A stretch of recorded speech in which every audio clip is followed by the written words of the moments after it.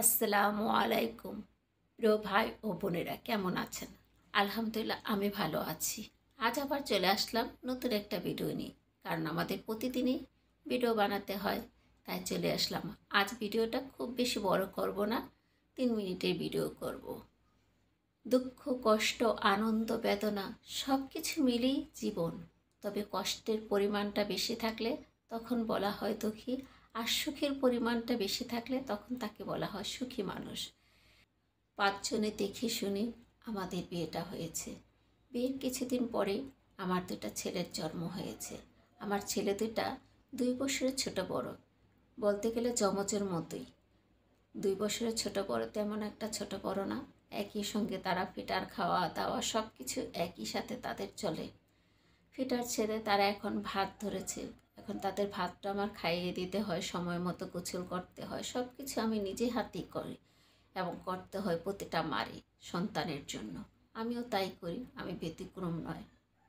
আমার বড় ছেলেটা ছোটোবেলার থেকেই রুটি খেতে খুব ভালোবাসে। সে সকালবেলা ঘুম থেকে উঠে তার রুটি চায়।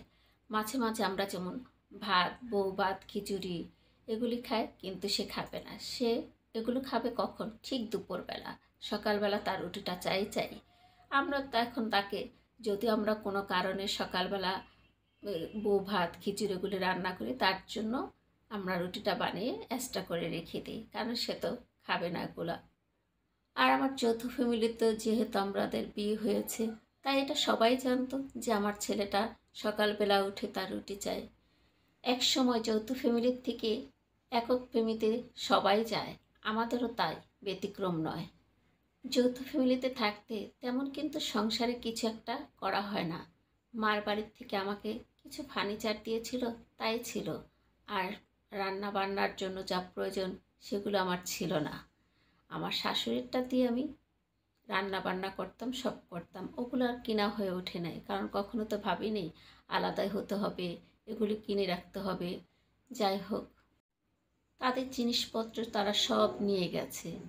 আমি বসে বসে ভাবছি, আমি সকালবেলা উঠে কিভাবে আমার ছেলেটা যখন বলবে আম্মু রুটি দাও, তখন তার বয়স তেমন একটা না, তখন আমি তাকে কি দিব? ভেবে ভেবে মার কাছে ফোন দিলাম। মা গো, আমার তো কিছুই নাই, সকালবেলা যখন উঠে আমার কাছে রুটি চাইবো, আমি তখন ওকে কিভাবে দিব? আমার মা তখন বলল, এত চিন্তা করছিস কেন? আমি তো এখনো বেঁচে আছি, আমি মরে যাইনি। এই বলে আমার মা ফোনটা রেখে দিল। সন্ধ্যার আজান দিবে দিবে এরকম সময় কে যেন গেটটা নক করছে। আমি গেটটা খুলতে দেখি আমার মা সব জিনিসপত্র নিয়ে দাঁড়িয়ে আছে। চুলা, বেলুন, তাওয়া আর যা যা লাগে সংসারে সব কিছু হাতে তার। এগুলো দেখে আমার চোখ দুটো ছলছল করছে।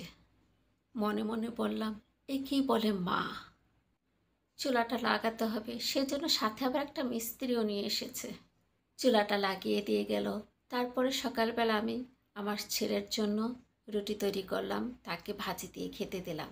সে মহা খুশি আনন্দেতে খাচ্ছে।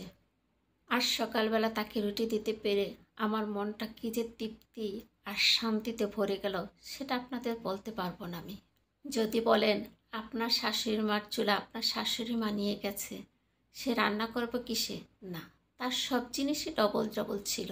সে চাইলে আমাকে চুলা, বেলুন, তাওয়া দিতে পারত, কিন্তু তার মানুষের চাইতে জিনিসপত্রের প্রতি মায়া বেশি। এটা সব সময় মানুষ বলে আসলের চাইতে সুদের জন্য মায়া লাগে, তার সুদের জন্য কোনো মায়া ছিল না, তার জিনিসের জন্য প্রচুর মায়া ছিল, আজও সেটা। যাই হোক, তবুও দোয়া করে আল্লাহ যেন তাকে সুখে রাখে, পৃথিবীর সকল বাবা মা যেন ভালো থাকে। আর সেদিন যদি আমার মা আমার পাশে ছায়ার মতো না দাঁড়াতো, তাহলে আজ মনে হয় আমি এই পৃথিবীতে থাকতাম কি না সন্দেহ। সেই দিনগুলো আমার কেটে গেছে, কিন্তু কথাগুলো আজও মনে আসছে। প্রতিদিন সকালে যখন রুটি বানাতে যায়, নিজের অজান্তে মাঝে মাঝে চোখ দিয়ে 2-3 ফোঁটা অশ্রু ঝরে পড়ে।